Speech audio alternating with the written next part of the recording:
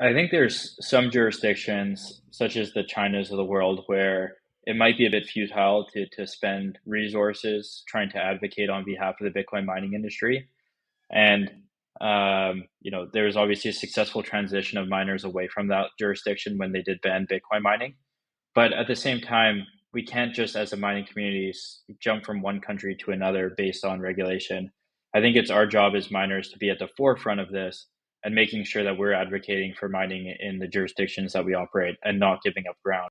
And so, in many ways, I think miners are more comfortable investing in countries where they can see their fellow citizens from China. And so, a lot of Chinese entrepreneurs, business leaders, and government officials are in Africa right now leading this build out. And in many ways, I do think they are, where Africa is very leaning heavily into capital coming from China and does not want to mess that up and get in the way of that capital inflow. And the opportunity for mining is the transmission and distribution build out is very expensive and it's very hard to do.